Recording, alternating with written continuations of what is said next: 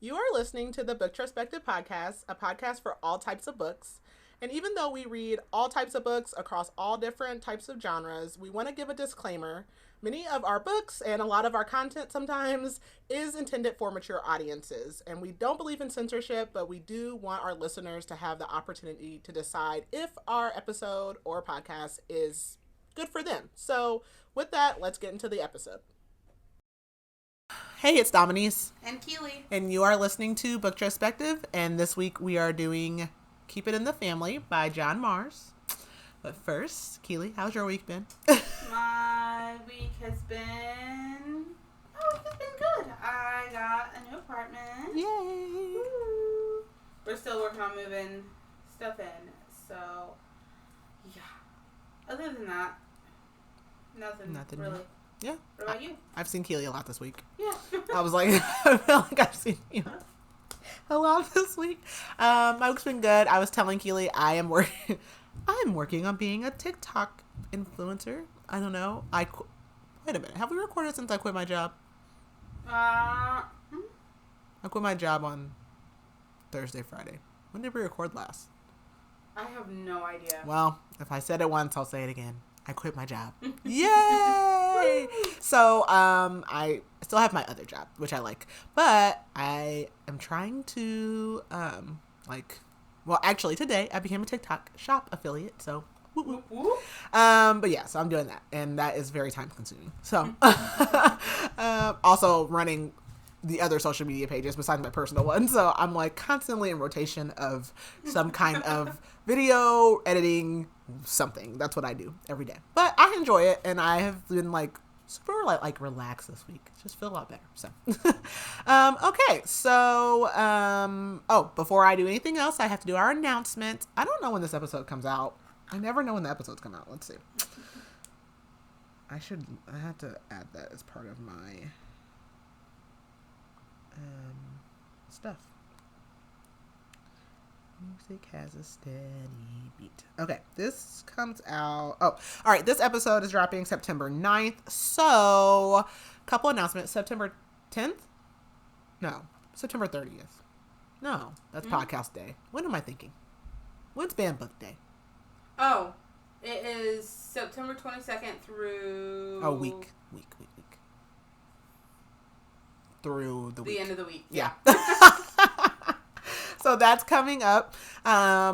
If you are local enough, Keely is having her brunch. I don't know if you'll be able to buy tickets by this point, but it's September 14th. I always want to say 17. I don't know what it is about that day. Maybe it's going to be lucky. Maybe I'll hit the lottery that day. Something about the 17th is in my head. But September 14th, she's having her book swap brunch. And so if you are still able to buy tickets, I don't know, but you can always check out her website, so inkdrinkersanonymous.com. Okay, and I think that might be it. I don't know if we have anything else going on just yet. No, I don't think so. Okay, I think that's it. We did hit 1 year. I haven't recorded since then, so we have officially been recording for 1 year. This episode is a couple weeks after that, so thank you guys for listening and supporting us along the way, because if no one was listening to us, we probably would have stopped. So I appreciate you guys listening and tuning in every week to listen to us review a book. But yeah, that's all I have. If you're not already following us on all the socials, please make sure you follow us at Booktrospective on Facebook, Instagram, and TikTok. And Keely, do you have the blurb? I have it. Mia and Finn are busy turning a derelict house into their dream home when Mia unexpectedly falls pregnant. But just when they think the house is ready, Mia discovers a chilling message scored into the skirting board. I will save them from the attic. Following the clue up to the eaves, the couple... I don't know what I was going to say, but the couple makes a gruesome discovery. Their dream home was once a house of horrors. In the wake of their traumatic discovery, the baby arrives, and Mia can't shake her fixation with the monstrous crimes that happened right above them. Haunted by the terrible things she saw and desperate to find answers, her obsession pulls her even further from her husband. Secrecy shrouds the mystery of the attic, but when shards of the dark truth start to emerge, Mia realizes the danger is terrifyingly present. She is prepared to do anything to protect her family, but is it already too late? So I will first say, before we even talk about words, that this book is like English, London, England, that whatever. So I just wrote down American terms because I didn't know what a skirting board was, but I assumed it was a trim, and I just looked. It is. So I used American terms. I am so sorry, UK listeners, if we have any. My bad. But anyways, so if you could describe this book in one word. First word that pops in my head is feral. Yeah, I was gonna say disgusting. I was disgusted. My mouth dropped. Very early on into this, I was disgusted. Yeah, so that was easy. That was an easy one. So this is a thriller. This book follows multiple POVs. There is some time jumps as well. So it can be like a little confusing. Hopefully it won't be. But the main characters are Mia and Finn, and that they are a couple. They've been together for several years, and they're currently living like with Finn's parents, but like in the, I can't remember what they call it, but it's like the guest house, basically, the annex. And they've tried to get pregnant. They tried IVF, all this stuff. They can't, whatever. But they buy this house that their parents, well, his parents also wanted, and they actually kind of had like a bidding war over it.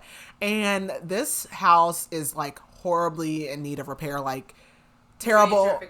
Yeah, but luckily Finn like does plumbing and stuff, and their his dad does carpentry, some kind of work like that. So they're able to like do a lot of the work. And Mia is like not famous, but she is a PR person. She used to date someone famous, like, so they're good or whatever. They're good on money. So they start working on this house, and Mia is like, oh, I don't know if like it's just like gross in here or what. Like she feels sick, and she realized, oh my God, I'm pregnant. Like I can't believe it after all this time. So she gets pregnant to work on this house, but everything's going great. Like she's had miscarriages, all this stuff. So everything's going fine. But then she starts finding like weird things in the house, like writing. And they end up making like a very shocking discovery in the attic. And from there, what I would like to say is that there's a lot of gaslighting that goes on in the rest of this book. Major gaslighting. But, you know, the findings throw this whole family into disarray because their like whole process is interrupted. They are put on hold. And then as Mia like gets deeper into figuring out what is going on, she has her baby. She cannot like connect with her baby because she's obsessed with what is going on, rightfully kind of so. Meanwhile, like the rest of the family, her husband and his parents are gaslighting her. And interspersed in between all of this talk, we get this POV from this killer, who is like present day, 30 years ago, 15 years ago, like all these different time periods. And we don't know if it's a he or a she. We don't know anything about it. But obviously it will all come to a head and make a lot of sense towards the end of the book. But there are lots of shocking twists and turns. And yeah, it's a little deranged. So a little bit. Yeah. So, I mean, triggers. Oh, I'm sure. Yes, that there's, let me see. I'm sure there's like a hefty list of triggers here. Okay, so these are just, I'm sure there may be more than this, but child abuse, kidnapping, murder, infanticide, miscarriages, mentions of self-harm and anorexia, emotional abuse, stalking, domestic abuse, physical abuse, and then I'm just going to add one little trigger warning that has to do with saliva. Yeah, those are good. Postpartum, depression, that's a trigger. Cheating. Gaslighting. Gaslighter. Not funny, but yeah, no. Yeah, it's pretty, all the triggers, just all of them, just all of them. So if you have not read this book and you would not like to be spoiled, then this is your notice to pause and come back later. If not, I'm going to go ahead and get started. So we start in like kind of like a prologue, and this is what we'll learn is the POV of the killer. And so this person is like looking under this door, listening under this door, and there's a person on the other side that's like begging for mercy, and the killer is basically like, they never have any, and we'll learn that they is the killer's parents. This is a family tradition. So she can like see that I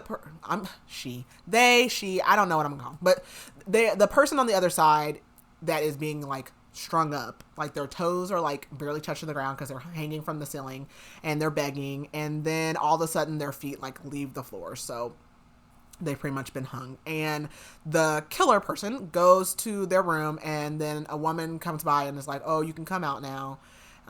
And the killer's parents are together, so it's the mom and the dad, and the dad he has lipstick marks on him, and like his hair's all like messed up, like that's their kink or whatever.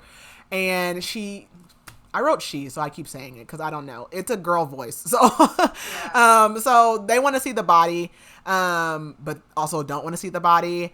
So they're very like intrigued by this whole death thing. And they're pretty sure that this person will be in the paper soon as a missing person, but then everyone always forgets about missing children. So we learn that this is not just any kind of person. This is a child that was just offed. A little rough. So this is, I don't remember how many parts, but I think there's at least 3 parts. It's broken into parts. We also get transcripts. I forgot that. There's also like news excerpts or whatever thrown in here. So part 1 starts out, and there's a excerpt from the news about how a new family has like bought this really old home, and that would be Mia and Finn. So present time in this book is 2018, and we start with Mia. She's in the car with Finn, and they're at this new home, but she's like, I don't even know why we did this. I think this is a bad idea. Maybe like I regret my decisions. Essentially, they bid out her mother and father-in-law, so they won it at an auction, but it's almost like she did it out of spite versus like actually really wanting this house, because we'll learn that her and her mother-in-law do not get along at all. So we jump over to Finn, and he is thinking also like they made a huge mistake. They've sunk all of their savings into this house. They had never even seen the house on the inside, or at all prior to buying it, and he knows like his mom loves this house, so then Mia probably is going to hate this house, but since they want it, they are stuck with it. And they go inside, and it's worse than he could have imagined. And he can tell, like, she is probably, like, she's looking like, I don't like this either. And, like, this house has been empty for 40 years. It's boarded up, but they go inside. And immediately, like, they get to this room. There's a hook in the ceiling and a rope attached like a noose. And I am like, okay, I'm leaving. Because what is going on here? There's got to be a ghost or two. No, I don't, no. But Finn says, maybe you and my mom can finally have something in common. And Mia says, well, I'll remind you of that the next time you want to have sex, basically. And he's like, okay, you win, like, whatever. And we go back to Mia, and basically this is where we learn that they've lived with his mom and dad for, like, the last 14 months. And essentially, his mom, Debbie, is just in love with her son. It's like a reverse Oedipus complex. Like, she's one of those moms. What is it called? I'll think of it. You'll have to think of it. Yeah. I feel like I know what it is too, but I just call it a reverse Oedipus because I can't think of what it is, but it's not that. Emotional incest. Yes. Yeah. It's weird. It's a weird one. And so she, like, Mia's thinking, like, I wish my husband would just stand up for me more. And his mom says, because they come to look at the house too, and she goes, it's a shame you won't be able to fill all these rooms because they can't have kids. And I'm sure. Like, I'm going to murder you. And so Mia obviously storms off, and he's like, well, like, she didn't mean it or whatever. And she's like, don't excuse your mom. Like, she absolutely meant it. Yeah, like that. Absolutely. Like, yeah, who says that? And Finn says, like, I'll talk to her. And she said, like, it doesn't really matter because, like, she doesn't care what you say. And she treats me like I'm damaged goods, basically. And Mia just wants to, like, pack up and move out tomorrow. But obviously, like, this house is uninhabitable. So, and I would not be staying there anyway. So there's that. But Mia knows, like, okay, like, she calms down. She's like, okay, like, I gotta chill. And she's like, she's planning to have the, like, loudest sex possible with her husband tonight so that his mom can hear it. And, like, this is already off to a wonderful start. Yeah, I was like, what have I got myself into? I was like, whoa. So we go to Finn's dad, and his name is Dave, and he thinks, like, well, Debbie didn't really mean it. But he's like, Mia's a hothead, and she was taunting the house in front of them. And I said immediately that I hate this entire family. And Dave wishes that Debbie would stop, like, being the way she is, though, because she'll like push Finn, and he's obviously going to choose his wife over his mom. And Dave just thinks how Finn, basically Finn just says that like Mia's like aggressive, but Dave thinks like, no, she's like pushy and she goes too far. And Dave is like, he works in like the kind of construction, some kind of business or whatever, and he's lost a lot of his work lately as like a craftsman because like all the bigger companies are taking the jobs, so he's happy to work on this house with his son. And then we go to the POV of the killer, and they are returning to the house for the first time in years. They see a new family moving in, and they can't remember when they moved into this house. So the killer used to live in this house, but they had a brother, and their brother had told them like that they moved around a lot before they moved to that house. And they're basically, the killer's like whole thing is that they feel like they're a savior. They're not a monster by killing. They kill to save people. And basically like they're thinking how this family has no idea of like what's happened in this house before. And then we get another excerpt from like news, and it's from a neighbor interview where they're basically like, you know, we could never see the house really because of like bushes or trees or whatever. And like when they moved in, they started knocking all that stuff down so we could finally see it.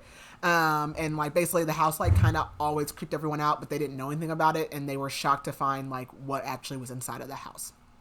So we go back to Mia, and they're finally like demoing the house. It's been 2 months. This is where we learn that she works in PR, and she like also like knows interior design, all that kind of stuff. So she has a very particular way she wants the house to look.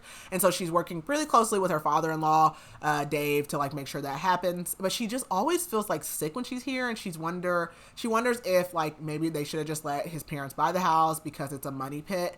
And like her friends were surprised like when she got with Finn and like moved out where she did, because she's basically like a city girl, and she used to like a really nice lifestyle, and then she gets with this plumber who like doesn't have like the most money or whatever, but she loves him, so whatever. And like a song comes on and she starts singing it because it's the song that was playing when she met him at a bar. And basically she had just got dumped, or like she had just broken up with her boyfriend because he was cheating on her and he was famous. So that's why like a lot of people know of her. And she goes to this bar, she sees Finn, and she's sloppy drunk, like hitting on him, but he actually says he has a girlfriend, but she like forces her number on him. But then they start texting or whatever, then they start FaceTiming, then they visit. And basically the girl he was with, her name was Emma. She was his childhood sweetheart, and like he breaks it off with her. He's like like he'll talk about it in a second. He was kind of like bored with her basically, and after 6 months she's moving in with him. So like that was crappy. That was crappy of Mia. That's like my one issue with her, really. But you know. So, anyways, the reason that Debbie doesn't like Mia, that kicks all of this off, is because her and Finn eloped like on a beach somewhere, and only her parents were there because her parents, she's like rich, and so they did not give Finn's parents enough time to like be there, and so they couldn't be there, and so of course like she feels slighted by that. Debbie does. So we learned that Mia also has been diagnosed with endometriosis, and like, so they've tried IVF, they had 3 miscarriages, they've had surgery, like, and no luck getting pregnant. And she feels like, and this is so funny because I said this, as soon as she was saying this, I said, yeah, that's karma for your ass. But she goes, I think this is the universe's way of punishing me for stealing a man. Yes, I believe so. No, I don't feel that way about everyone. But as I was reading this, I was like, yeah, that's probably because you stole that man. And you know how they say Alicia Keys can't sing because she like stole Swiss Beats? And they call her Ariel. They said that she sold her like voice to be with Swiss Beats. No, I didn't. You didn't know that? Oh my gosh, everyone calls her the Little Mermaid. Like, yeah, you had to offer up something. But anyways, so there's that. So that's what she thinks. That's what I thought, but whatever. And like, so she's like, I wonder, like, she's like, maybe I'm pregnant. You know, like maybe, and she's like, but we, like, they've been done, like, trying for months. Like, they stopped IVF, all that. But she goes and takes a test. We go over to Finn, and he's like, something's up with Mia. Like, she's being weird. They've been working on this house for 11 weeks now. And he thinks about, like, how she's, like, you know, very involved in all the design decisions. And how, like, all his friends think he's whipped because, like, he lets his wife lead, as he should. But... but he's like also thinking about how like when he got with her versus Emma, like she was something new, and like Mia's like interesting, and he likes their life together. Like basically he's like, we have our life together, but like she allows me to have like my own time. And he says, which is what they always say, that he was looking for a way out when he met her anyways, but I don't know if that's true. But basically he's like, Mia doesn't, like, she's different. She didn't follow the trend. Like, she didn't have to be like super skinny like all the other girls. And he just liked that about her. And when he met her, he did not know like her from the, like, the news or anything like that. But his friends did, because her ex is like a soap actor. And Ari said like he was caught cheating, and that's why Mia broke up with him. And so basically, like, they're working like in the house, and so she's like being weird, and she drops these tiles, and like they break, and then she's like cutting her hands, she's picking them up, and she just starts crying, and he's like, what is wrong with you? And she says, I'm pregnant, and I'm sorry, like, it's the worst time. And she's known for 3 weeks now, and she actually went yesterday and got a scan, and she's 12 weeks along. And he's like, why wouldn't you tell me that? And she's basically like, I didn't want to get your hopes up, so I just didn't say anything. But he's like, this is perfect, like, it's fine. He tells her it's fine and he's happy, but he does actually like have to like think about it, because he's basically come to terms with like not having kids at this point.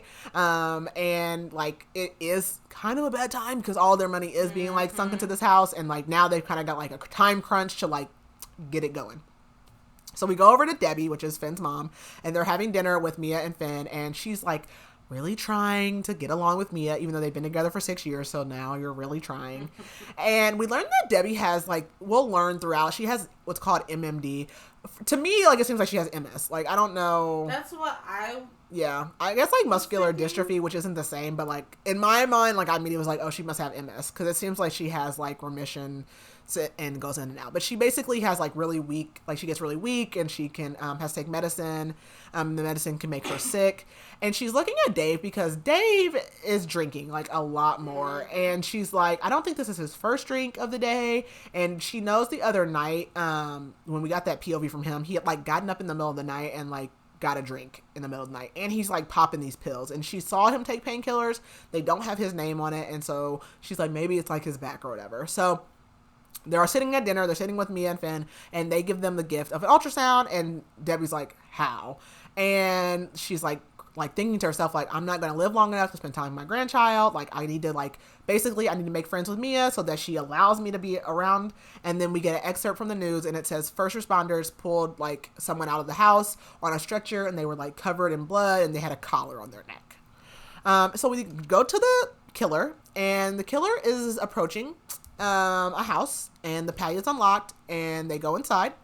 There is a woman there that is alone, asleep, and she's like snoring, like it's almost like a death rattle.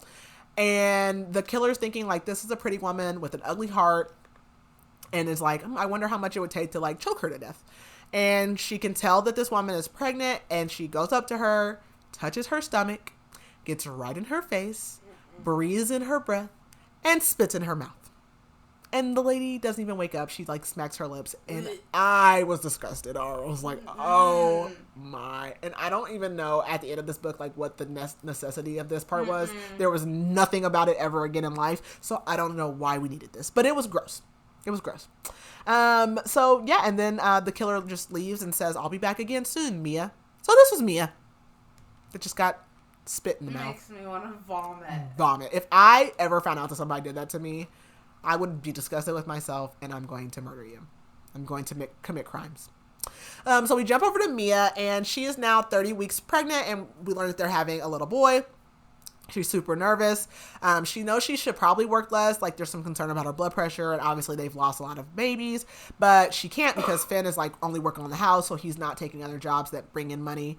Debbie has been super nice ever since, like, she found out about the pregnancy, and she's starting to finally see this house as a home. And today they're getting it painted. So she goes up to the room that's supposed to be the nursery, and she sees a word down on the trim, and it basically says something about like save them, or I will save them. And we go to Finn, and Mia is like calling his name, and he's panicking, thinking like, oh my gosh, she's probably like having the baby or something, because she's 7 months. We've never made it to 7 months. And he's like, should I call an ambulance? And she's like, no, look at this. And so she shows him the words, and Mia's like, I think this is something bad. But like Dave comes in too, and he's like, no, I don't think it's anything or whatever. He's like, we just need to get back to work. And Dave says like, there's some boxes upstairs though, kind of like those, on my mind, I imagine like those wooden crates. Like, not like boxes, but like crates. And she's like, like, okay. Because the message says like something about the attic or something about that. And so she's like, okay, well, I gotta see what's up here now.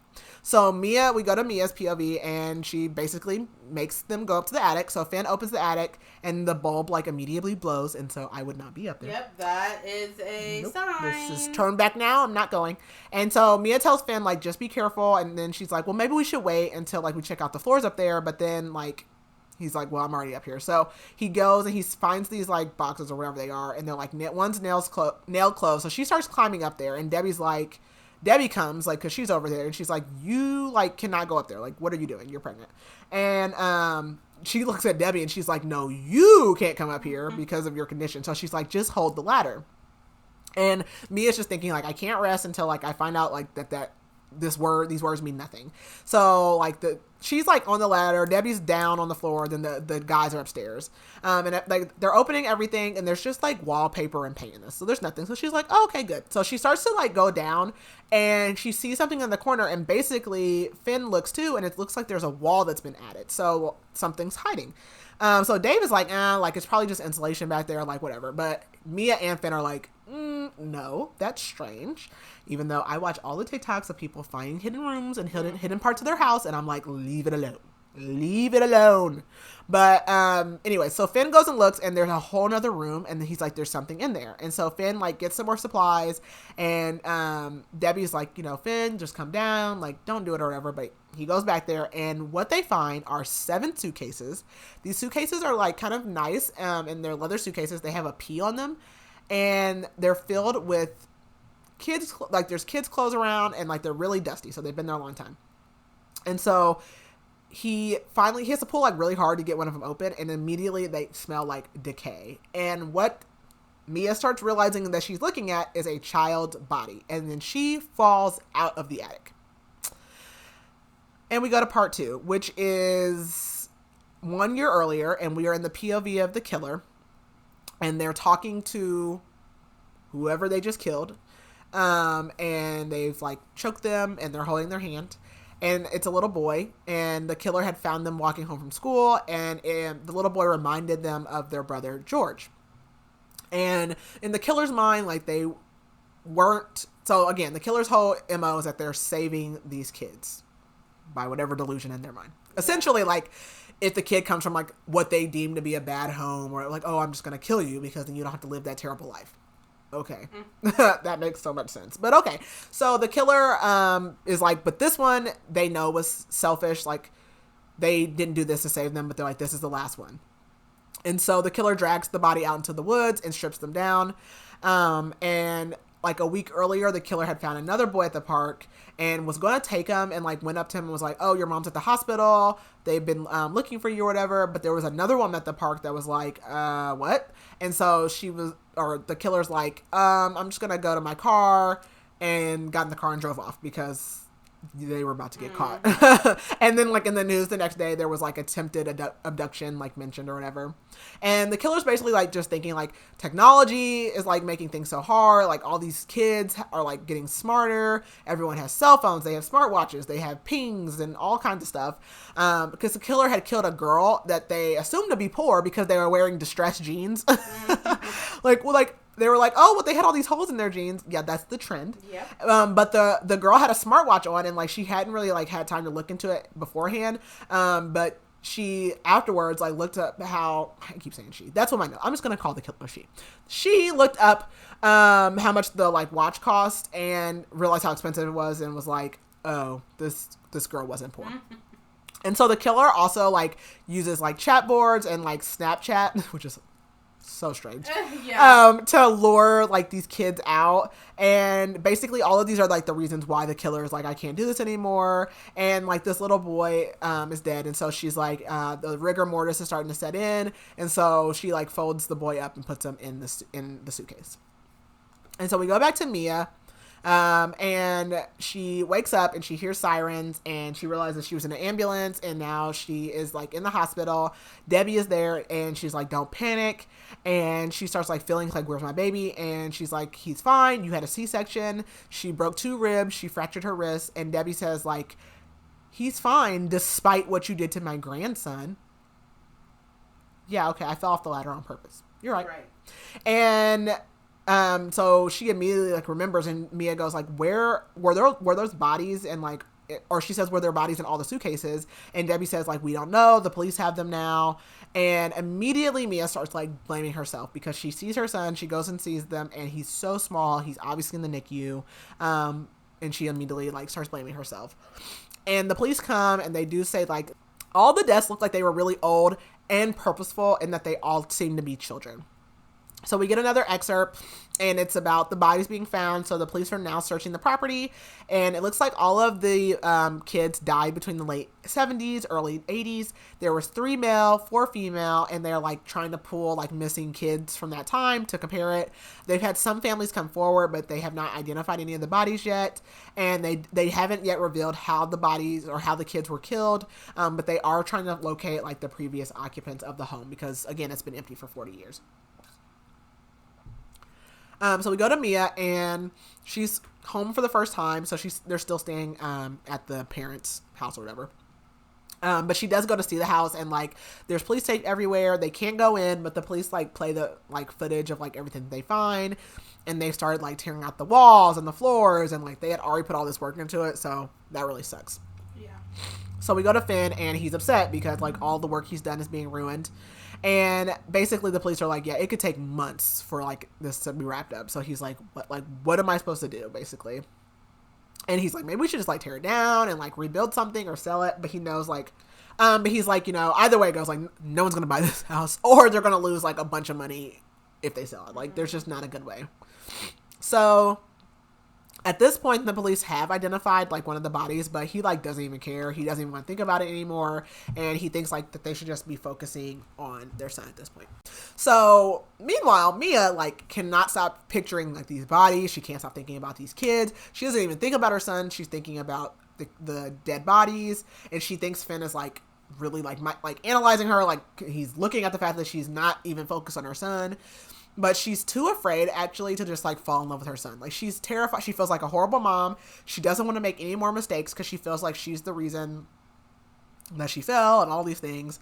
But Debbie has been, like, a great help, and she's like, I think she's more of his parent than I am at this point. So we jumped to 3 years earlier with the killer.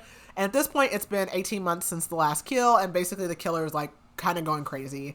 And they're, like, considering killing... They consider killing to be helpful again, but they limit themselves to only doing, like, 1 child per year. But tonight, they just can't take it anymore, so they go to a playground. It's kind of a busy day, but it's a rundown location, and they spot a boy alone. And they're thinking, like, they wish they had a partner to do this with, and, like, they kind of almost did at one point. But the killer feels like they're not as bad as their parents were because they're killing to save, not for, like, their own pleasure. Whatever. And at this point, I put my first guess in, and I was correct. And the killer ends up deciding, like, not to take the boy. So we go to Finn, and he's just, like, in a bad mood. He's coming home late from a job because he got called for a job. He needs the money, but he gets there, and it's a journalist who, like, lied about needing a job, which he kind of started to put together because they call about this brand new, like, water heater or something, basically. And basically they're like, can you answer questions about the house? Because they had decided that they're just not going to talk to the media. And so then when he, like, doesn't want to talk about anything, they tell him, like, oh, I heard you, like, been in touch with your ex, Emma, basically. So he comes home, he's pissed off, he hears Sonny crying, and he goes in, and Mia's just, like, curled up with her headphones on, ignoring this baby. And he just snaps, like, have you changed him? Like, did you hear him? And she's like, I changed him this afternoon, which, like, it's, like, 8 o'clock at night or something. Like, it's been hours. And she looks terrible, and he's like, are you sleeping? And he had basically, like, given her these, like, pills to help, and he's like, did you take them? And she's like, no, like, I'm breastfeeding, I can't do that. And he's like, well, then maybe you should start using formula because, like, you're up all night feeding him, like, you're not resting. And he tells her, like, you know, we're about to go eat dinner outside with, like, my parents. You need to come, even though she obviously doesn't want to. So they go out, and Dave is like, hey, I want to talk to you guys. He thinks that they should buy the house from them and then, like, help them find another place, which I think was a sweet deal. I would have took that. Yeah. Yep. I'd have been like, sure, here you go. Sign where? Where do I need to sign? But Finn thinks that Mia is, like, going to hate this idea.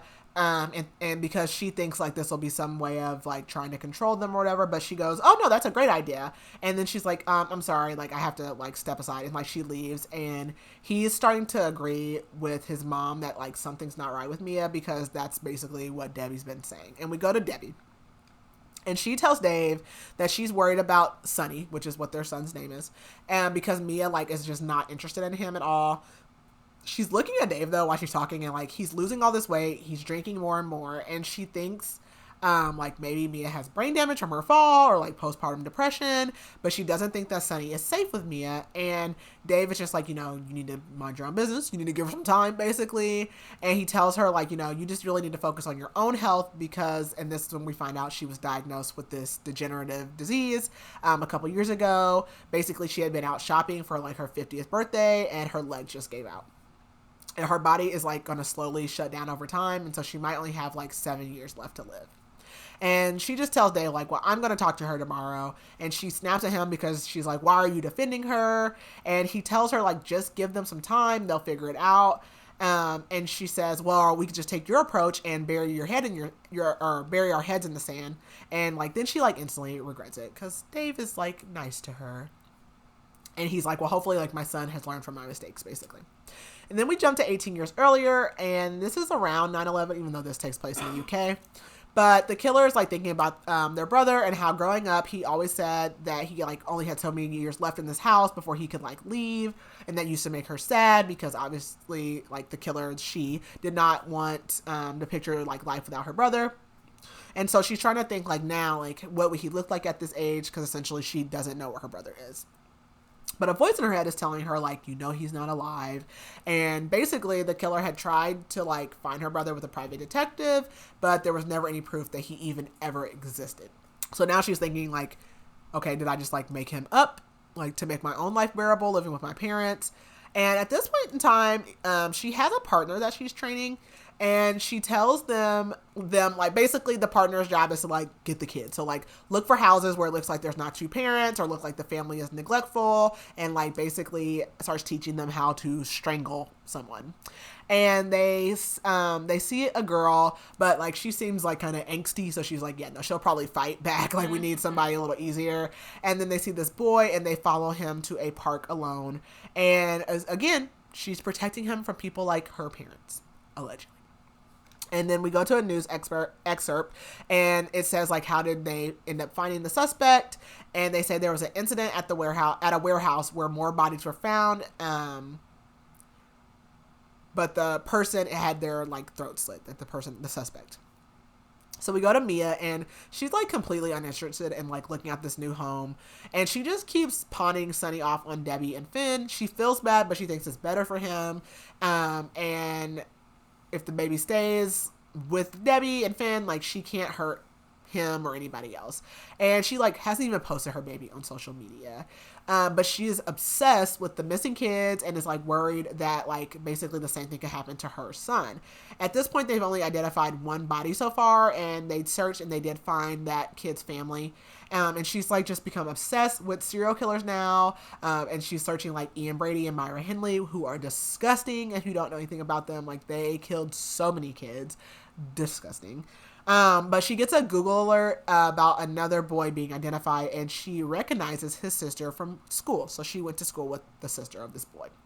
So we go to Finn, and he is cheating on Mia. Mm-hmm. I didn't catch it at first. I was like, I had to restart it a couple times, because I'm like, wait, I'm confused. Yeah, because it's kind of like, at first he's like talking about having sex, and I'm like, okay, like, because I even wrote, I was like, oh, like they're like having sex all the time, whatever. But no. Yeah. And he's thinking basically like how him and Mia wouldn't even be together anymore if she hadn't gotten pregnant. And his mom keeps telling him that Mia has postpartum and she needs meds, but he's like, he's trying to let her live her life. Like he enjoys them having like their own separate lives basically. But he gets stressed out, and he thinks about how he doesn't know, how she doesn't know how much he's keeping from her. And he goes home and he just like sleeps on the couch, which rightfully so. That's where you should sleep. So Mia decides to go to the girl's house that she knew from school. And like the girl welcomes her, and she like sees these scars on like the girl's wrist, and she goes in and she tells Mia like basically like her brother being missing is the reason she was such a party girl. Like she always just tried to be carefree and like drink and forget about stuff. And this girl actually wasn't even born when her brother disappeared, but she basically, and Mia sees this, like her parents are there. Essentially, this girl was like a replacement for her brother, but like not even that. Like she looks through the picture books and there's all these pictures of the missing boy, and they just stopped taking pictures after he went missing. So there are no pictures of this girl. So like, why did you even have another kid? Like you had her, and then like you were just so distraught about your son, which is okay. That's understandable, but then like don't mistreat this other child. So at this point, Mia's like, she wants to meet all of the families. And like the mom says like how she just knew her son was dead. Like she couldn't feel him anymore. And she calls and like checks on Sunny, and Debbie sends she texts, and Debbie sends a picture, and it does make her tear up, which is like the first time she's had any kind of emotional connection with her son. And she does feel like she's finally ready to like get through this depression and appreciate her son after like meeting with this family. And she's like, I just have one more thing that I need to do. So we jump to 20 years earlier with the killer, and they're in this like room. It smells of urine and mold. There's stained mattresses, there's needles, lighters, pipes, and there's a suitcase with a little girl inside. And she basically feels like she saved this girl. And so she cleans the area around the suitcase, and the son comes out, and she thinks that Jesus is forgiving her again, and goes, well, I should be the one forgiving you for abandoning us all those years ago. Okay. So we jump over to Dave, and he is following Mia, and he sees her like go in the store, get flowers, and then she goes to the cemetery, and he realizes this is the funeral for one of the bodies that have been identified, which is a little girl. So back with Mia, it has now been like 5 months since all this has happened, like the whole attic thing, and she's trying to keep like a low profile, but every like article about the kids and that mentions her also ties in her ex, because that's what media likes to do. And she sees, she goes to like one of these funerals. She sees an older lady and a younger girl in a wheelchair. And the older lady says that her name is Jasmine, and the girl in the wheelchair, her name is Precious. Precious was friends with Abigail, and both of them went missing at the same time. But Precious was found on the side of the road with like a really bad head injury and like all other kind of body injuries. So like she's disabled. And Precious is black. Like this mom, it's her, the mom and the daughter, and they're a black family. And so there was basically no news coverage, because at the same time, a little white girl went missing. So there was no news coverage on Precious. And she shows me like a class picture of like the girls together, and in it she sees Dave, her father-in-law, and she wonders why he has not said a single thing about knowing this missing girl. So we go over to Debbie, and she goes to get Sunny from Mia, and Mia's like, nope, no thank you, I got him, I'm keeping him today. And she's like, are you like sure, can you handle it? This is my baby. Back up, lady. Mm-hmm. And she's like thinking like, I'm not gonna let her force me out. You're acting cuckoo. And we jump to 24 years earlier, and the killer's thinking about Fred West, who was also disgusting. I love a true crime, so like this was my jam. I was like, yeah, you're disgusting, all you killers. But anyways, and so the killer's thinking about how they just did a murder, and this was their first like premeditated murder, or no, scratch that. So the killer's thinking back to like their first premeditated murder, which happened when they were 13, and they killed them to save them from someone else. And essentially they pushed this kid into the water and like slammed a rock on his head. So that's before the choking started. And the next day, like they come back and just like watched from like the distance as the police like found the boy. And it now has been 5 years, like since basically they're like struggling with their urges really bad. So it's been like 5 years since it was this bad. And so she's like watching like kids come out of school, and she finds her target. And then we get this transcript or excerpt or whatever you want to call it of the fact that a little boy and a little girl have gone missing. So we go back to Mia, and she is alone with Dave, because she kept Sunny so that Debbie would find something to do with herself today, so that she would have a moment alone with Dave. And she feels like Dave has like purposely been avoiding her, because she's been trying to get him alone. So she tells him like she went to the funeral. She shows him the picture, and she's like, yeah, so like why didn't you say anything? And he's like, well, I discussed it with Debbie, and you know, he's like, I didn't even really know them like that. He's like, I barely ever went to school, and like whatever. And so Sunny starts crying, so she has to go feed him. And so she like goes to do that, and he goes back to the house, and she watches him drink a beer and then like angrily stomp on it. So we go over to Dave, and he, like, just feels paranoid. He doesn't, like, he's like, I really didn't know them well, like, whatever. And he's like, I spent most of my school years, like, hanging out with the bad crowd. I really didn't know them. And he thinks about how Debbie, like, barely lets him in Finn's life, and, like, how Debbie considered, like, Finn is Debbie's son first. Like, they're not, like, equally sharing this kid. And he wishes that he could just be honest with Finn, but he doesn't want to burden him. And so Debbie comes home, and she's, like, having to use a walking stick today. And he tells her about Mia, and Debbie says, like, well, you need to tell me, like, if anything that happens, like, as soon as possible so I can protect you. And she asks if, like, did Mia believe you, basically? And Dave says he thinks so. And then we go over to Finn. And he's, like, on his way home, he's like, I just don't know what form of Mia I'm going to see, like, angry, sad, whatever. And he thinks, like, I don't think that Mia loves Sonny. And he wants to get her help, but he's afraid that she'll realize that she deserves better than him and his family, which she does. And he thinks that, like, this is why I keep extra women around. So, like, I don't feel like I'm going to be left and lonely. Oh, F you. But then he, like, realizes, like, well, I'm the one that needs therapy. No, you need, you need a lot of help. You need a lot of help. So, like, he goes in, he, like, tries to, like, kiss her, but, like, she turns her head, so, like, he just kisses her cheek. And, like, she seems awkward or whatever, and she goes and she just tells him about the whole situation with his dad and, like, the missing girl. And she does, like, she tells him, like, I did go to a funeral, and he's like, I explicitly asked you not to go or whatever. And he's like, I can't believe you going behind my back. And I said, I am cackling because, sir, you are having affairs. Like, the audacity of you. Audacity. And he goes, I thought you were getting along better with my parents. And she's like, this has, like, nothing to do with your mom. Like, I'm just telling you about your dad. Like, whatever. And she says, like, I think there's more, like, than your dad's letting on, basically. And Finn says, like, well, we need to get you help because I can't mend you on my own. Like, you have postpartum depression, all this stuff. And she's like, mend me? And he says something like, he's like, my mom or whatever. And she's like, oh, well, if Dr. Debbie can diagnose me, then, like, it must be right or whatever. And she's like, remind me, what medical school did she go to again? And Mia says, like, why wouldn't you, like, just talk to me? Like, why are you talking to your mom about me? And he's like, well, I was worried about you. And she's like, you don't even listen to me because she's like, I'm afraid that the same thing that happened to those kids is going to happen to my son. And, you know, she doesn't listen to him, or he doesn't listen to her. And he just goes, like, I want the old Mia back. And he, like, it pulls up, like, these meds. He's like, I think this med would be good for you. And she, like, goes to leave. But then the news comes on, and they announce that two more bodies have been found at the house. So then we go to Mia's POV, and the detective that's been, like, working on the case, like, comes in, and he apologizes for not telling them, like, before he hit the news, but he had been on vacation. And so basically these bodies are different because they were adults. They were a male and female buried together, and they look like they're missing their heads. And she's like, are these the previous owners? And basically, like, they don't really have good records, like, on this house or the owners, so they don't know. And she likes the detective. Like, she's like, the only time that she feels, like, comfort is, like, when he's around, and she's, like, noticing him.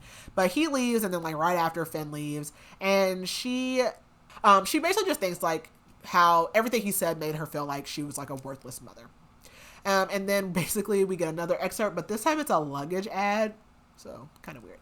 And then we jumped to 36 years earlier, and the killer is like a kid, and they're living with their grandparents. And the grandmother asks, like, are you sure you want to do this? And we learn that this is the killer.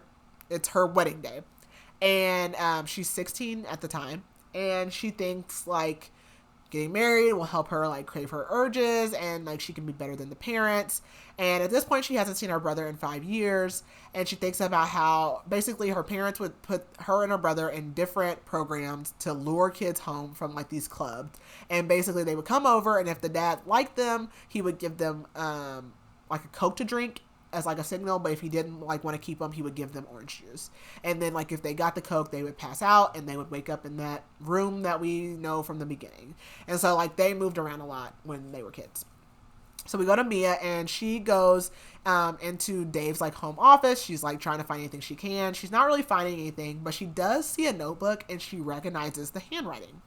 So we go over to Finn, and Mia comes and tells him, look, your dad wrote that note in the house. And he's like, she is so productive with, like, this obsession. Like, she needs to put all of this energy towards our son, basically. And Mia says, like, your dad was in the house as a child and he knew that there were kids in the attic. And Finn says, like, do you want to call the police on my dad or something? And he just, like, snaps and he's like, you're ill and you need help. I'm just like, what? And then he goes, like, where is he? Like, talking about the baby. And she realizes, like, oh, like, in her search, she, like, had left him behind. So, like, she did kind of mess up there. And, like, Finn just, like, storms off because, like, he's been alone in the kitchen for, like, half an hour at this point, the baby has. And then we go to Debbie, and she wants to go talk to Mia after, like, this fight. Like, this is the next day, and she knows about the fight between her and Finn.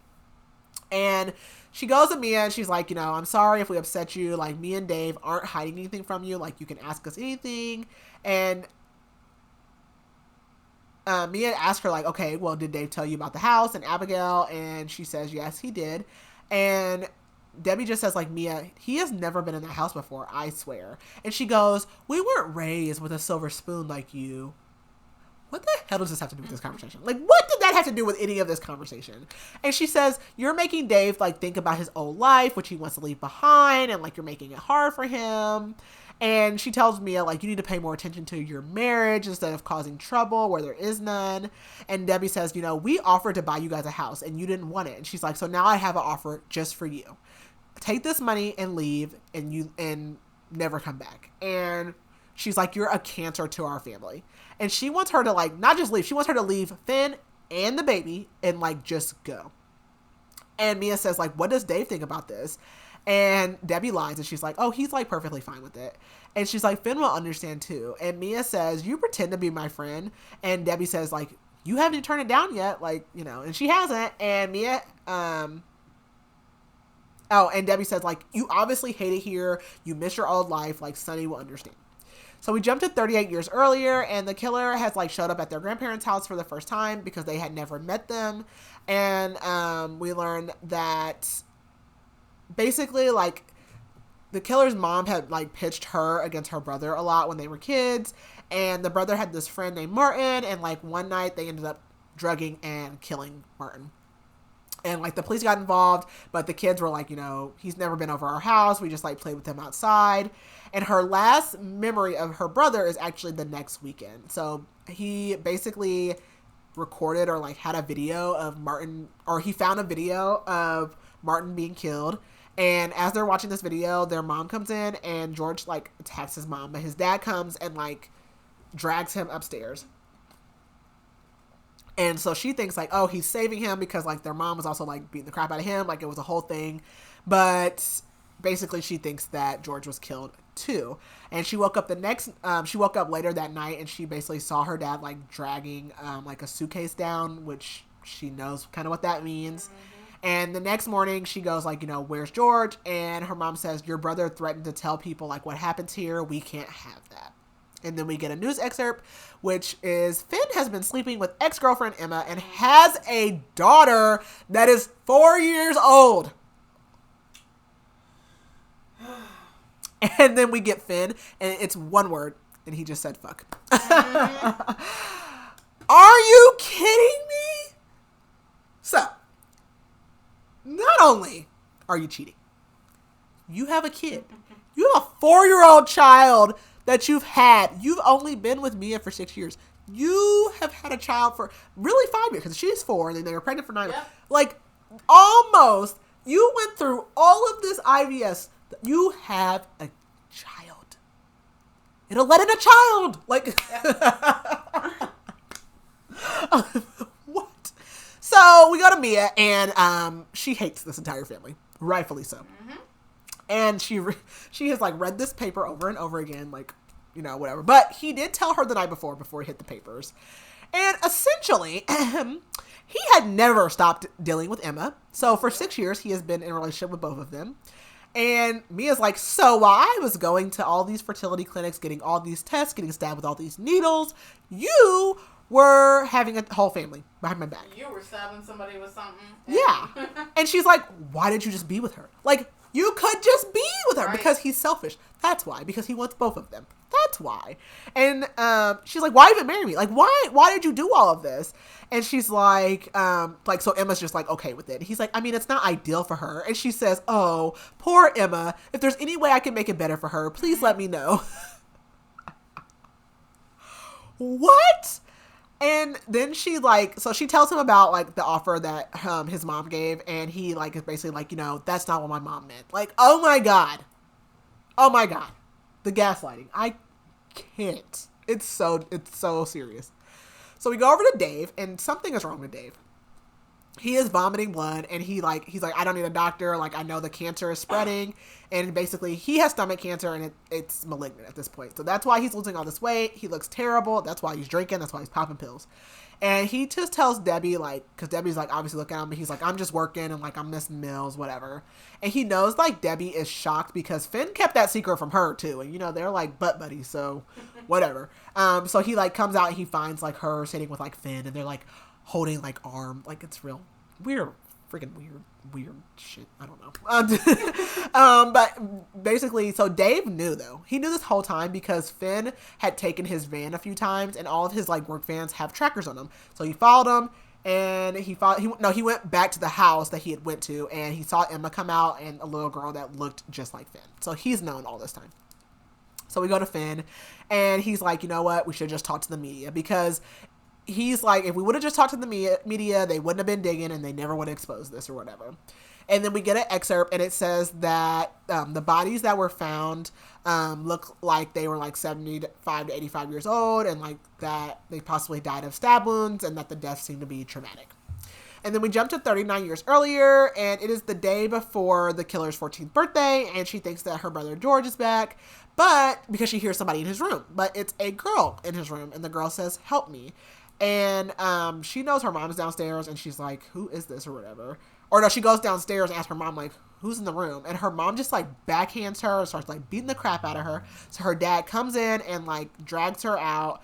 But he's pissed at the mom because he's like, why are there 2 children in the house that I wasn't participating in, basically? So we learn that there's 2 children locked upstairs, and the killer goes upstairs, and she just like waits, and she like sits in the hallway, and finally she sees someone peeking under the door, and they ask like, oh, were you taken too? And she lies and says yes.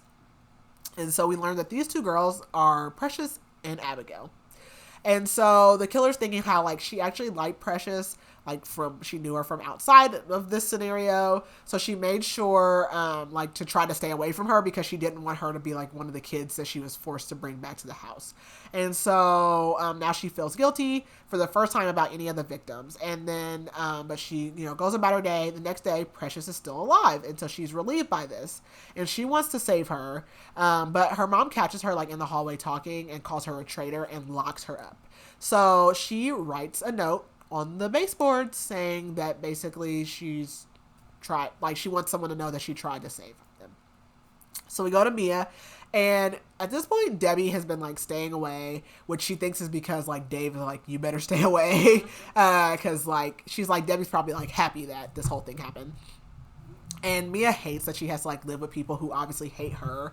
And honestly, if she would have found out before she got pregnant with Sonny, she would have just left because she doesn't deal with cheating. But like, obviously she feels like, things are more complicated now. They have a kid together. And she does not, the little girl's name is Chloe. She does not want to meet her. And she has absolutely banned Finn from like going to Emma's house. But she feels ashamed because she actually did consider Debbie's offer to like leave.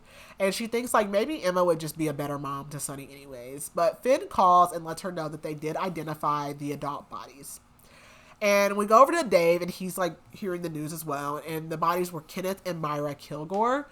And Finn basically like asks his dad, like, like, could this possibly like come back on us? And Dave is like, it could, but like I have a plan.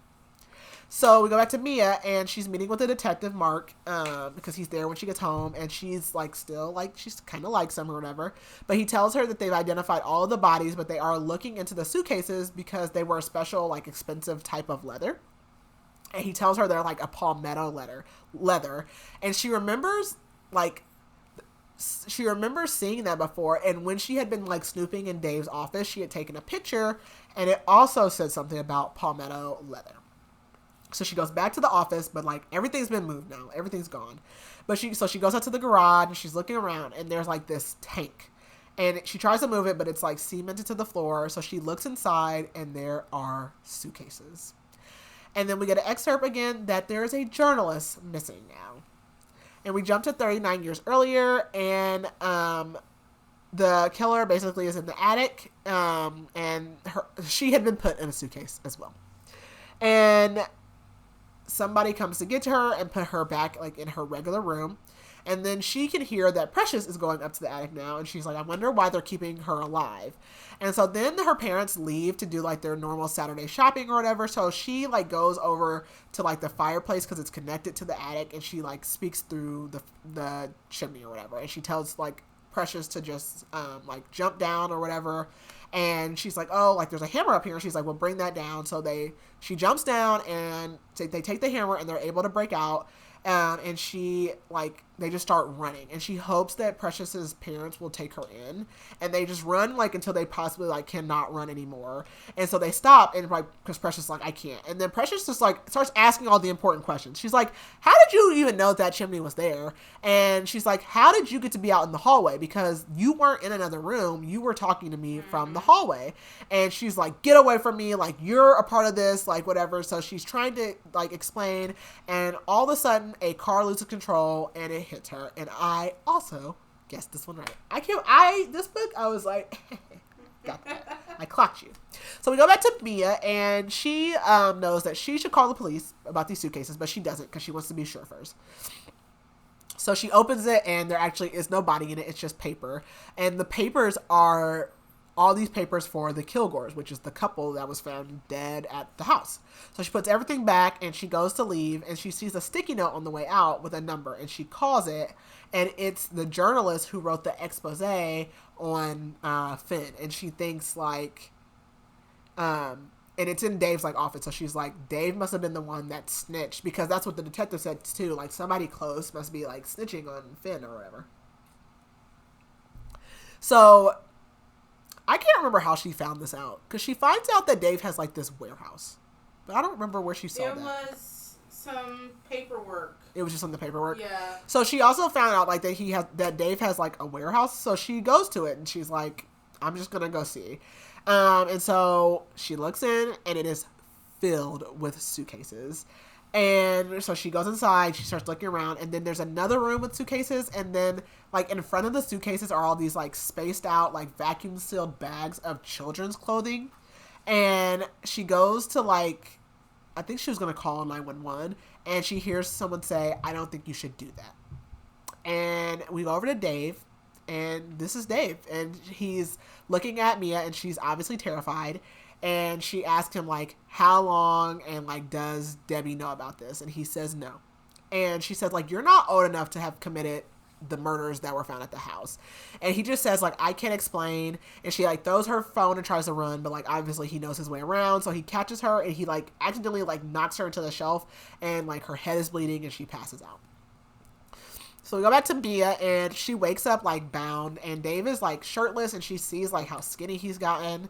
And she asks him, like, why did you just kill me? And he just starts apologizing, and he keeps, like, grabbing his stomach like he's in so much pain. And she can tell something's wrong with him.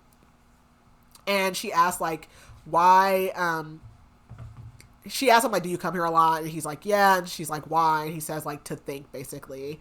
And she asks, like, why do you keep all of them and not, like, put them somewhere where, like, the parents could find them, basically? And he's like, well, the parents don't always deserve to find them.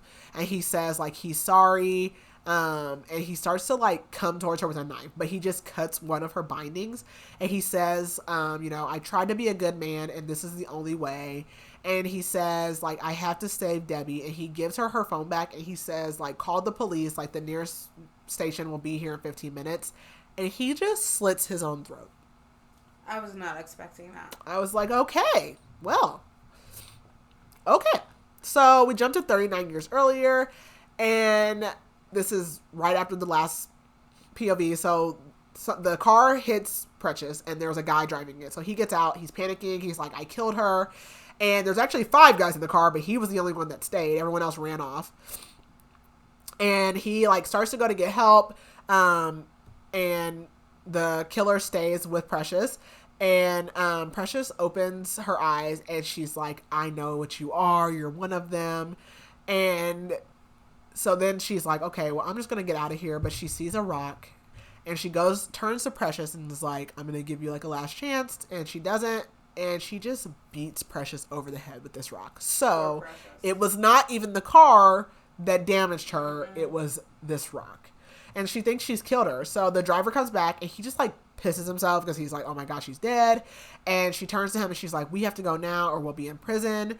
And she says, what's your name? He says, Dave. And she's like, I'm Debbie. And I knew it.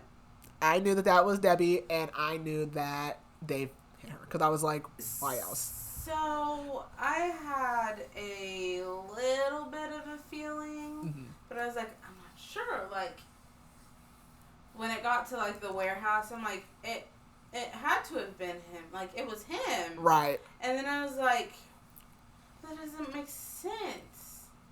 And then I was like, oh, okay. Yep. Yep. I was like, I don't know what about it, but whatever. I don't know. So now we go to part 3, and we get like a little bit of news and then like Mia's POV. So we find out that Dave ends up being buried. He's known currently as the most prolific child killer in England or whatever. And Mia just hates being at their house now. Like, she's disgusted by it. And like Debbie attacked her and was like telling Mia that she killed him. What? And so now it has been 5 months since like all that happened, and Sunny is now 1. And her and Finn are separated. And he just went right on back to Emma. He's living with Emma. And she asked him, like, can you just make sure like that you start seeing a therapist? And he's like, you never did. So whatever. Very mature. So we go to Debbie, and she watches like Mia and Finn because I think they're like exchanging the baby, and she just hates her, like hates her so much.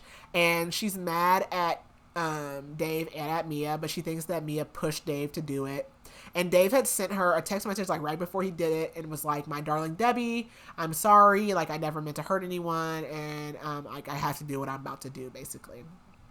And so she's all pissy because she's also like, she didn't get to spend her first Christmas with Sonny because he was with his mom.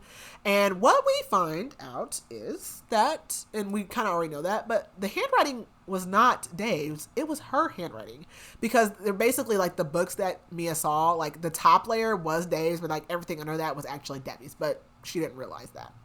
And so that is why she wanted to buy the house, but they let Mia and Finn get it, and she actually had no idea about the suitcases in the attic and like the hidden room and everything. What we end up learning is that the reason that Mia fell off of the ladder is because of Debbie. She shook the ladder and caused Mia to fall. So, and I was like, and then you treated her like a piss poor mom because you said that she did it to herself. Right. Knowing that you knocked her off. So whatever. And so now Debbie thinks to herself, well, I must save Sonny from Mia. Oh my gosh. And so we get another news excerpt, and it says that they believe Debbie was a victim who couldn't see her husband as a monster. So we go to Finn, and his mom just keeps asking, like, you know, when are you and Emma going to have another baby? And, like, are you getting, like, legally divorced from Mia? And he can tell that Debbie's, like, condition is getting worse, and, like, she rarely leaves the house now. And Chloe is, like, being shunned by all her friends because obviously her grandfather is a serial killer. And he does feel like he has been, like, using Emma by being with her, like, this whole time. And, yeah, like, because you're a user. Yeah. So we go to Mia, and she's, like, they're not dating, but she does like Detective Mark, so they're, like, spending some time. But he tells her something about Dave's confession doesn't add up because, like, obviously she recanted the whole thing. And he's like, well, Dave never actually confessed to the murders. And he says, like, his DNA wasn't on any of those suitcases. And so she leaves because she's, like, mad that he's questioning her, like, recount about the whole thing. And because, like, she's been working really hard at therapy, and so, like, now she's, like, kind of think over this all over again. But she does realize that he's right. Like, Dave never did say he did it. And we get an excerpt, and there's, it basically says there's a history of older adults who have gone missing, and then every time, like, they go missing, a family of 4 would move into their house, and they believe that this is what happened to the Kilgores that were found. So we go to Debbie, and, basically the reason that she ended up with her grandparents is because Dave, after that whole encounter with, like, the car and Precious, Dave had encouraged her to go meet them, and he kind of, like, kept track on her after that to make sure she was safe. And he knew that she was killing, and he begged her to stop, but he did love her regardless. And she actually realized that her grandfather was also, like, a killer. or something. I feel like there was something about she realizes that when she stays with them. Yeah, I think so. Yeah. So the whole family's messed up. Yeah. And what we learn is that Dave would like clean the bodies and like store them in the suitcases for her. And so we go to Mia, and we are like now in like 2020, 2021. So she's been working from home because of COVID, and she's like been thinking still about the murders, and she's like, one of them doesn't sit well with her because it wasn't like the norm. They took 2 kids, which is something that they never did, a brother and a sister. And like, she's like, Dave was like such a creature of habit. Like, he ate and drank the same things all the time. Like, so that doesn't make any sense for him to do something different. And she's like, I think I know what it is, but like, she can't even believe it. So she goes to her phone and she plays the video of them when they find the suitcases. And this is when she sees that Debbie was shaking the ladder. And she shows it to Finn, and he's like, no, she wasn't. Like, blah, blah, blah, blah, blah. And she tells him how, your dad never actually confessed to me. And she says, the last thing your dad said was, I let Debbie keep the baby she always wanted, which is something he mentioned. And he's like, okay, maybe he was like drunk. And she says, no. She says, what if he meant that you aren't really their son? He's like, absolutely not. And she's like, well, let's just do she's like, I want to do like a DNA, or she's like, I did a DNA test. And she basically like took hair samples from all of them. Like, she went into Debbie's house and she has the results. So we go to Finn, and he thinks like that she's delusional. But she gives him the results. He opens it, and neither one of them are his parents. And she tells him that she thinks he's a boy that went missing in 1990.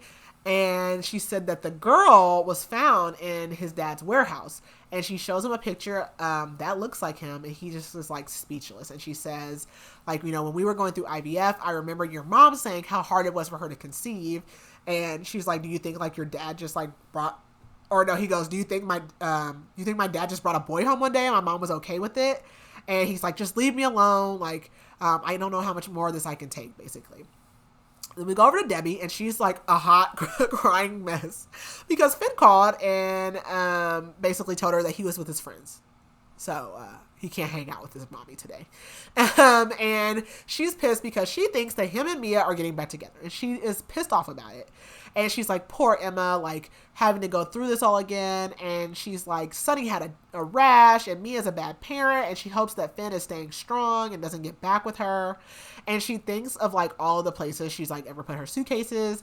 And she's like, I need to regain control again. And she's like, Finn needs to learn the hard way that I'll do anything to keep him. So we go to Mia, and she basically like every morning that she wakes up, all she can see is like the kids and the suitcases. Or that, no, every morning she wakes up, she used to only be able to see the kids and the suitcases. And now all she can see is like Dave, like obviously slitting his throat in front of her. And like, she's like, his like body like stood for a while before it like collapsed. Like, it's very scary movie-ish. And like, so her mom is like in town, and like her parents hate Finn. And so he shows up to get Sonny, because she's gonna let him stay over at Emma's with him. And she will not let him take Sonny over at Debbie's house though, because Debbie has obviously been lying to him. And so Finn's been like lying to Debbie, like she told him like he had some kind of like bug or whatever. But Finn looks so bad, he looks exhausted, and he comes in with like a bunch of notebooks that were his dad's, and he basically says like his dad kept records of all the places he went, and it's basically a bunch of like fake businesses, but on the same day that he went, it matches up with the time that a kid would go missing. And he realizes these are his mom's records. And basically Debbie and Dave had the same initials except for their middle name. And so in one of the spots, like she slipped up and used her full initials, and that's how he figured it out. It was her. And basically, Mia's mom comes in and she's like, oh, like, why is Finn still here or whatever? And she's like, he's picking up Sonny. And she goes, well, Debbie came and got him like an hour ago and said that she was getting him for Finn. And I'm like, you didn't let your mom know that like you aren't cool with Debbie right now? Right. Like, that would have been high on my list. Like, maybe not that she's a murderer, but I probably would have been like, hey, did you know that like Finn's not really their son? Like, I would have told my mom all that. Right. Like, so that was, and you didn't say anything like, oh, Debbie's here, like, whatever. Like, I don't know. That's weird. But yeah, I was like, that's a very unlikely thing, but okay. So we go to Debbie, and basically she had ended up like following Mia Mia's mom because she had Sunny, and she realizes Finn had told her like he has chicken pox, and so like she followed and was like he ain't got no chicken pox or whatever, and so she goes and gets him, and she brought him to the place where they buried Dave's ashes, and she's just like telling him how wonderful his grandfather was. So Mia's in the car with Finn, and we go to her, and like she's like, I'm gonna be sick, like I'm gonna throw up, and they're like on their way to where they buried Dave because they already checked Debbie's house and no one's there, and they see her, and she's like, I want my son, and she's like, we know everything, we know it was you, and we know that Finn's not your son, and like she says everything about the DNA test, and Debbie just starts like stuttering, like it just all happened, and Finn says everything you did was careful and premeditated, and he's like, who am I? So we go back over to Debbie, and she's like panicked because Finn knows everything, and she wants to like attack Mia, and she tells Finn that his real name is William Brown, and he's like, well, I was born, like William Brown was born after what my birthday is or whatever, or something like that. And she's like, no, like the birth certificate you have is not your real birth certificate. And so what we learn is that Debbie and Dave actually did have a son named Finn, but he died like after he was like only like 3 weeks, and that was a month before she took current Finn. And basically they never reported that their baby died, and so she ended up following a woman around in the store that had baby Finn and like another little girl, and she's like basically like she kind of like turned to look at magazines or something like that, and she just grabbed him and the little girl, and she told the little girl they were gonna play hide and seek, and like they ran to the car and drove off, and she ends up killing the little girl. So one of the parts that I was like, oh, okay, was that they kind of suspected that he was William or whatever. Yeah. But when they went to their, like, police buddy, he was like, oh, well, you know, it wasn't... Oh, yeah. And I'm like, why wouldn't you just... check a birth certificate. Like, people do fake... birth certificates. Yeah. Like, and if he was kidnapped, like that would make sense. What's the harm in literally just checking? Let's just check. Like, let's just check. Yeah, so... poor police departments. Like, yeah. And so, like, basically, like, Finn tells her, like, I was not yours to take or whatever. And so, like, she took him. She killed the little girl. And then when Dave came home, he basically, like, she says that he agreed because he loved her and he would do anything for her. But he actually was, like, distraught and, like, freaked out on her and was like, I can't take this anymore. Like, the police are going to come after him. But, like, she basically kind of convinced him. And he's like, why can't we just, like, adopt a kid? Or, like, we can try again. And she's like, no, I can't go through that again. I don't want people in our business. And she's like, you know, if you let me keep him, like, I'll stop the killings. Which we know she did not do. But that's what made him agree. And Mia's like, did Dave help you or like just hide the bodies? And Debbie says, Finn, like, I'm your mom. I love you. And she looks at them and she's like, honestly, neither of you deserve Sonny. And she like looks at Finn, like trying to give him like one final chance before she ruins his life forever. And Mia is like, you know, when was your last kill? And she turns Sonny's chair around. So we go to Finn, and so his mom turned the chair, Debbie, not his mom, turned the like stroller around, and it's empty. So they're like, where is he? And she's like, he's gone. I saved him. Like, it's too late. She says, I couldn't let you guys get back together and ruin his life. And Mia's like, we're not together. And Debbie's like, you're a liar. Like, I watched you. And Finn grabs her, and he's like, if you love me, you'll tell me where he is. And she's like, I'm sorry. It's too late. And like they look on the ground and they see the baby clothes like in the shrink wrap bag, and it's the outfit that he had on. And we go over to Mia, and Mia just starts like digging in the ground, and she finds like an urn, and she's like turns to Finn and she's like, help me, but he just lunges at Debbie and like starts strangling her. And Mia's like dang, I kind of want him to, but like also like she's the only one that knows where Sonny is. So we go over to Debbie, and she's like, you know that scene in Twilight, like the scene that didn't really happen at the end? Have you watched all the Twilight movies? I feel like I have. So in Breaking Down Part 2, there's like that fight scene that happens that was not in the book at all, but it's not real. And like the one Volturi, like that's really old, he was like, finally, and they like kill him. Like that's how Debbie like that's what Debbie, because Debbie's like laying there and Finn's choking her, and she's like, yes, I can die, I can be with Dave again. And she's like, dang, like it's kind of taking a long time. Like maybe it's because I'm an adult. And Finn says, that's what you always wanted, was another killer in the family.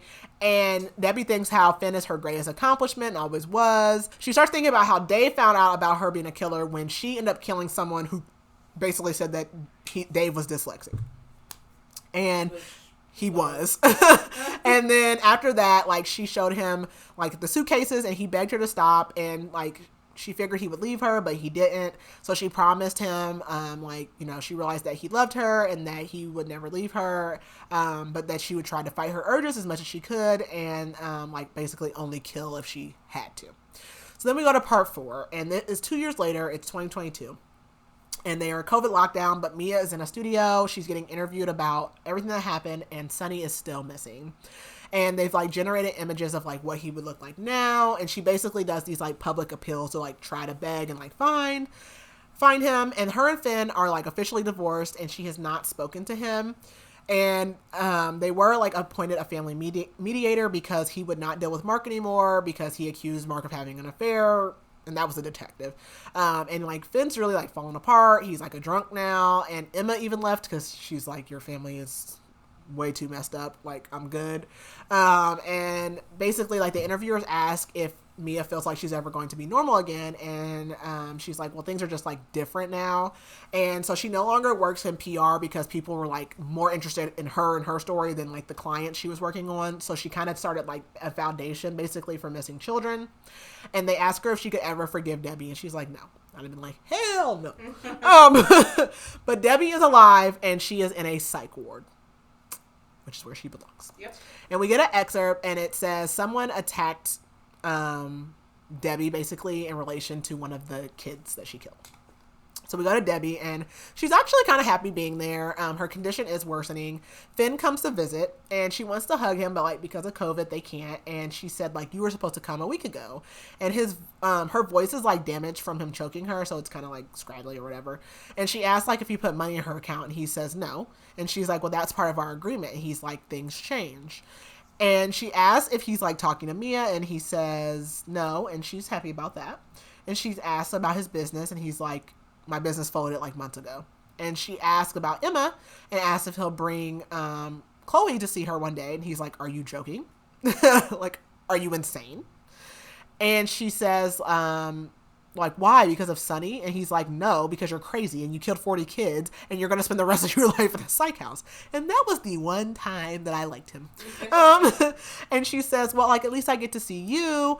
She's like, you wouldn't abandon your mom. And he's like, but you're not my mom, are you, Debbie?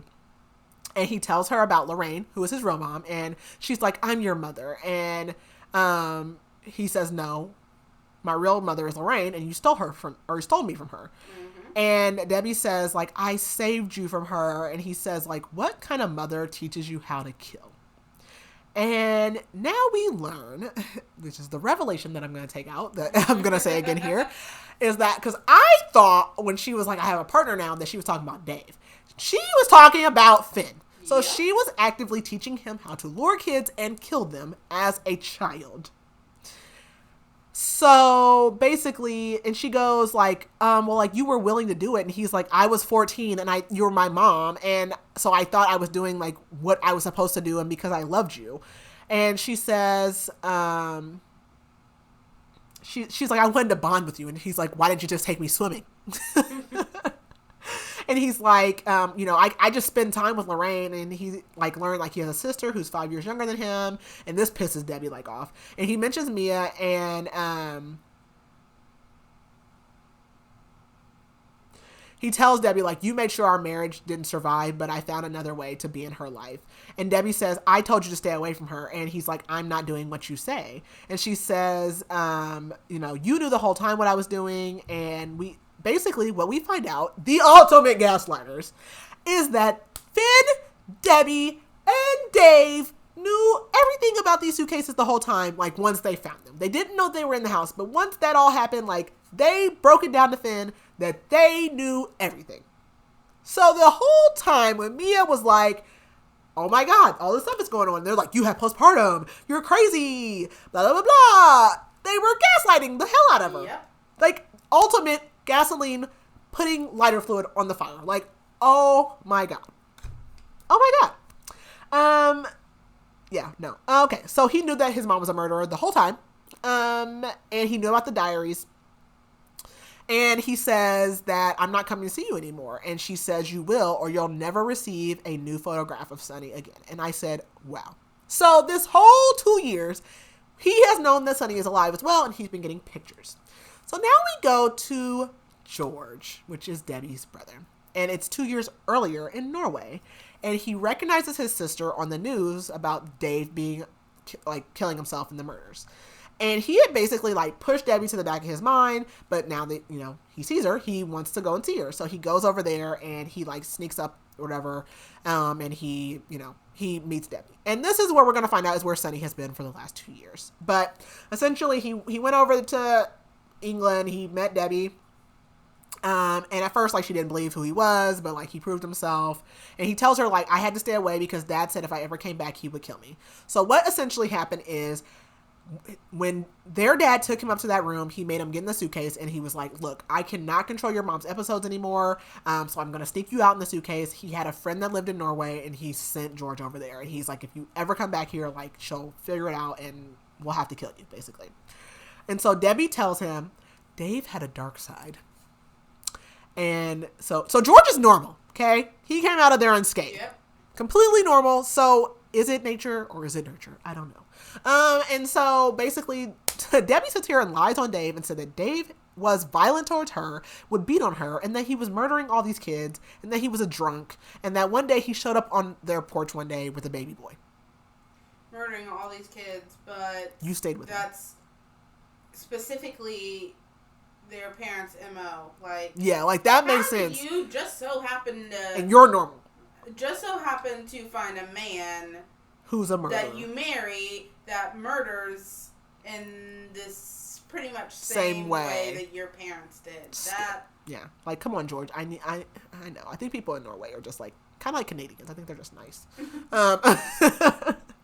So we go over to Debbie, and she's like looking at Finn and looking at his hands, and he's not angry at all. So he's like super calm, and so she's like, he's hiding something. And she's like blaming Mia because she's like, I wouldn't even be in here right now. She's like, I could be dead. But thankful Mia, she interfered, and now I'm here. And basically, so Debbie has arranged that Finn gets one picture after each one of his visits with her, and if he ever stops coming, the pictures will stop. And she says, when I die, Sonny will be returned to you, but like until then, you have to keep visiting me. And he says, I don't have to wait until you die to see my son again. And like basically, he pulls his sleeve back, and he had snuck in his smartwatch, and on the freaking screen of the watch is a picture of her brother dead. Yep. Yeah. So George, we go back to George, and he had Sonny for the 2 years. And basically he came over like every night while he was in England, like after Finn would go to Emma's house. So like they never ran into each other. And then one night Debbie called him and was like, she was worried about Sonny. She told him that Finn had known all along that Dave was a murderer, and now she thought that Sonny was in danger. And he's like, okay, go to the police like a normal person. And she's like, no, because like I won't survive prison, and they'll take me because of Dave, and like Finn won't survive. And basically, like, you know, I'll go to prison if they find out that Finn was stolen and all this stuff. So she basically met him in the cemetery, and he was like, okay, well, why don't you both come to Norway with me? And she's like, no, like you just take him for a couple of days and I'll get him. And she basically guilt him into doing it, saying like how bad things got after he left her, and like saying that the parents abused her, which we know is not exactly true, like kind of, but not really. So of course George felt like he owed her. And then one day a mysterious man shows up at his house, and he knows that this is not good. So we go back to Debbie, and she is looking at this picture of George and Sonny, and George is dead, and Finn killed him. And he says that the pictures that George would send basically had like enough details in them, like the back of a car, like a strange like mountainside, all kinds of stuff. So he was able to put like everything together. So she starts threatening Finn, and he says like, she's like I'm gonna tell him that you killed him, and he's like, who's gonna believe you? Facts. You're in a psych ward, and you're a murderer. And she regrets like framing Dave the way she did, because like he's right, like no one's gonna believe her. And so he says goodbye, Debbie. And like she calls after him, and she's like Finn, and he's like, it's William now. That's what my real family calls me. So we go over to Mia, and it's like 2.5 weeks earlier. And basically Finn called her and was like, hey, I found Sunny, fly to Norway. She comes, and she's pissed because you've known about my son for 2 years. And like he tells her like they did a DNA test, like they had already confirmed it was him. And he admits, and he's like, well, I didn't want to tell you because like I know Debbie, like she'll stop. Like she told me if I told, all this stuff, whatever, blah, blah, blah. And like she kind of understands like why, but Still doesn't stop. Yeah, that still hurts. And like Finn tells her like, Sonny was actually like at a really nice place. I think he was actually like really well taken care of. And we learned that while he was there, his name was Andres or something like that. And he's like 3 now, so like he walks, he talks, and all that stuff. And he knew that the man that was with him was not his dad, but he still called him like Pa or Papa or something like that. He did have an attachment to him. And then we get like this news excerpt that says basically Finn told the news that when he like showed up there, George was gone, and they were like, well, how is George gone? Because his boat's here. So that was always really sketchy, but they could never find him. And they identified George as being Debbie's brother, but they just never could find him. And we go to the epilogue. And it is Finn. And the news is on, and it says that the house that they had purchased is being demolished, and it's now 2023. And they mentioned that his mom, or whatever, Debbie, is now known as the most prolific serial killer. And he had known that she had a connection with the house when she said that she wanted to buy it. He has just bought like a new house, and it's a fixer-upper, but not as bad. And he hopes that he can convince Mia to like want to be a family again.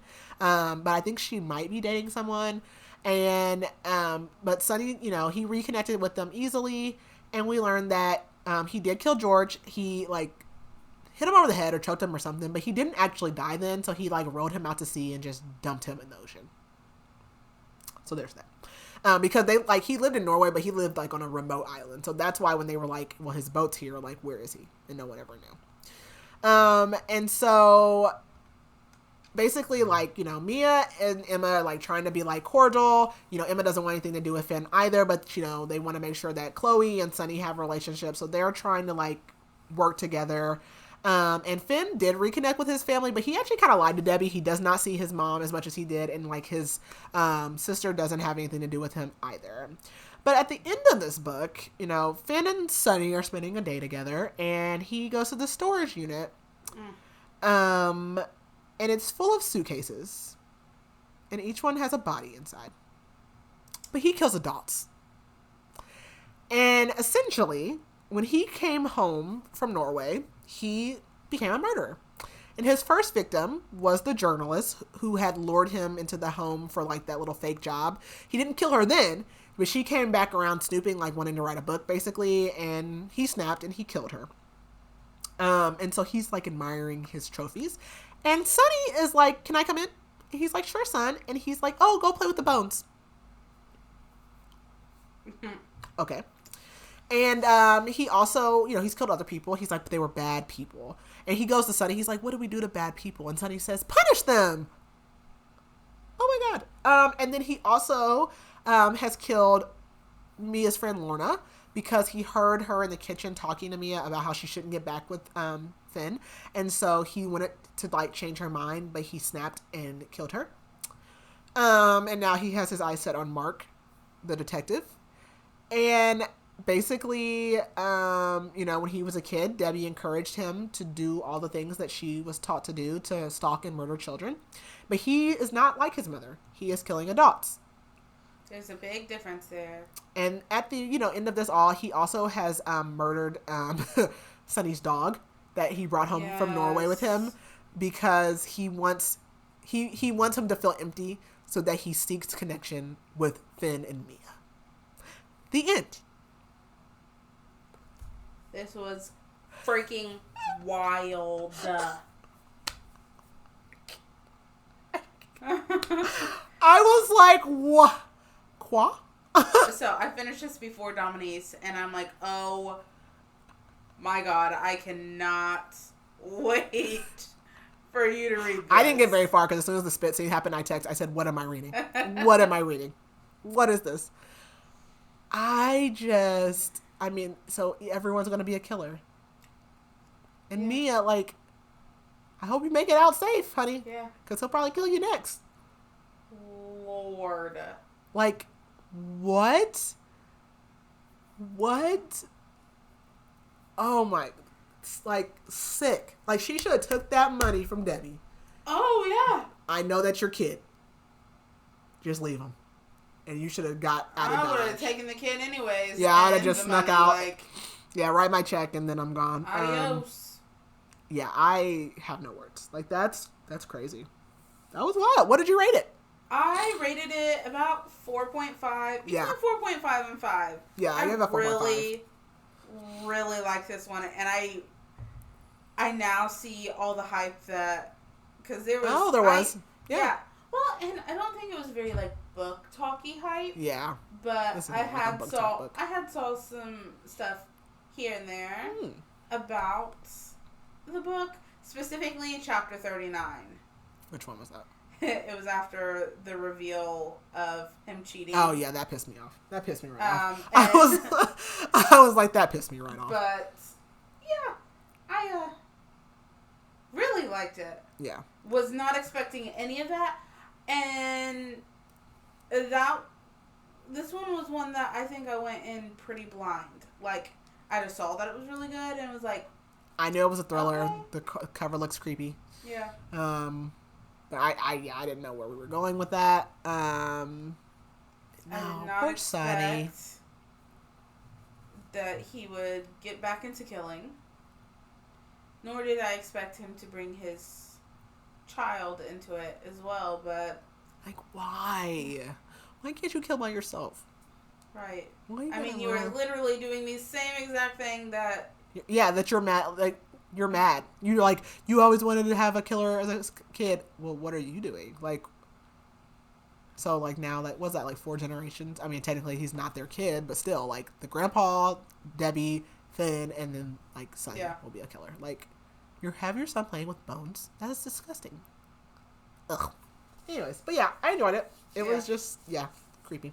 All right, reviews. Yes. So, 5 stars. Geneva Rose said, "Keep It in the Family is a perfect blend of fascinating characters, chilling details, and gasp-worthy twists. Make sure you keep the lights on because this book is what nightmares are made of." Ooh. Yeah, especially that spit scene. Yeah, that was just feral. Like, that was disgusting. Yeah. I'm so good on that. Okay. This is a pretty short one review. So, Katie Colson, 1 star. "There is a character that spits in a girl's mouth while she's sleeping. I can't make this up. Lord, put me out of my misery." Yeah, that was nasty. Yeah. Like, give me all the murders, but that is disgusting. And she licks. Oh, so nasty. Oh, it's so gross. Oh, thank you. Yeah, no, but yeah, I think someone wrote on our TikTok that they read some other books by him and they really liked them. So yeah, okay. Well, our next book.